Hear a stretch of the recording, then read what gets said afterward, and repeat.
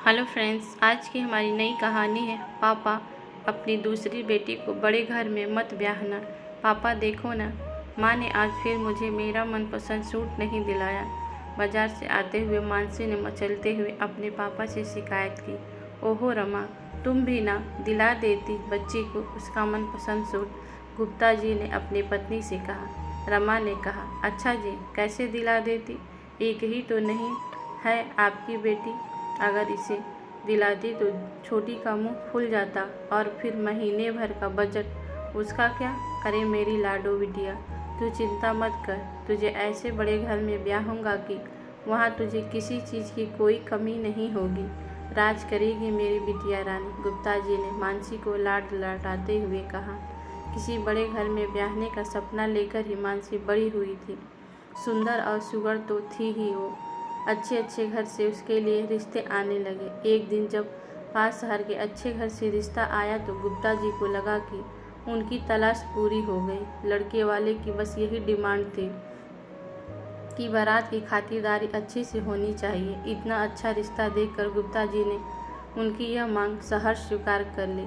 अपनी हैसियत से बढ़ के गुप्ता जी ने मानसी की शादी पर खर्चा किया ताकि लड़के वाले को कोई कमी नज़र न आए। शादी बहुत धूमधाम से हुई।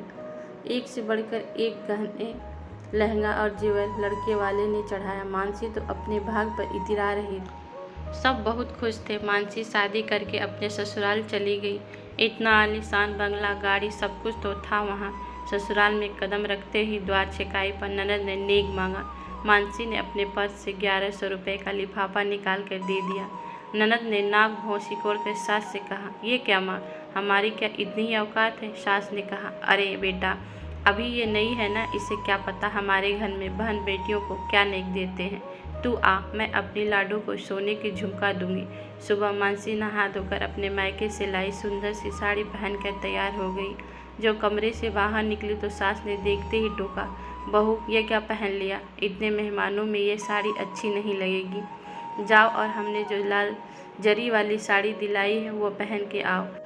अब तुम्हें हमारे घर के तौर तरीके से रहना होगा। दूसरे दिन पहली रसोई में मानसी ने सबके लिए बड़े मन से छोले भटूरे और हलवा बनाया। डाइनिंग टेबल पर रखते ही सब बातें बनाने लगे। देवर बोला, मम्मा मेरा सैंडविच कहाँ है? तो ननद बोली, इतना हैवी ब्रेकफास्ट मैं तो कभी नहीं खाने वाली। सास ने कहा, बेटा तुम्हारी भाभी छोटे घर की है ना, उसे क्या पता हमारे घर में क्या खाते पीते हैं। मानसी के पति ने भी बस नाम मात्र ही चखा। एक हफ्ते बाद मानसी को पगफेरे के लिए बुलाया था। गुप्ता जी ने मानसी की सास के पास फ़ोन करके कहा कि वो कल मानसी को लेने आ रहे हैं। सुबह वाली ट्रेन से आएंगे और शाम वाली ट्रेन से मानसी को लेकर जाएंगे। ये सुनकर मानसी की सास ने गुप्ता जी से कह दिया कि समझी जी, आप तकलीफ़ मत करना, हम मानसी को गाड़ी से भिजवा देंगे। बात करने के बाद मानसी की सास ने मानसी से कहा, सुनो बहू, इस बार तो हमने तुम्हें गाड़ी से भिजवा देंगे, लेकिन अपने पापा से कह देना कि अगर तुम्हें लेने आना हो तो गाड़ी लेकर आएँ। हमारे घर की बहुएं इस तरह ट्रेन से नहीं जाएंगी। मानसी बेचारी चुपचाप उनकी बातें सुनती रहती। अगले दिन मानसी गहनों से लदी हुई अपने मायके पहुंच गई। मानसी के पापा तो बहुत खुश थे कि उनकी बेटी को इतना अच्छा ससुराल मिला। उन गहनों की चमक में मानसी की आंखों का सूनापन शायद उनको किसी को नज़र नहीं आ रहा था। छोटी बहन ने भी उसे छेड़ते हुए कहा, वाह दीदी, आपके तो मज़े हैं, इतना ठाट बाट। गुप्ता जी ने कहा, अरे तू क्यों चिंता करती है, तेरे लिए भी ऐसा ही ससुराल ढूंढूंगा। मानसी फीकी सी हंसी हंसकर रह गई। अगले दिन दामाद बाबू मानसी को लेने आ गए। खूब खातिरदारी की उनकी। जाते समय गुप्ता जी ने दामाद से कहा, दामाद बाबू, अगर कोई अच्छा रिश्ता हो तो हमारी छोटी बिटिया के लिए भी बताना। यह सुनकर मानसी ने अपने आंसू पोंछते हुए कहा, पापा, अगर हो सके तो अपनी दूसरी बेटी को बड़े घर में नहीं, बराबरी के घर में ब्याहना, जिससे उसे और उसके परिवार को भी बराबरी का सम्मान मिल सके।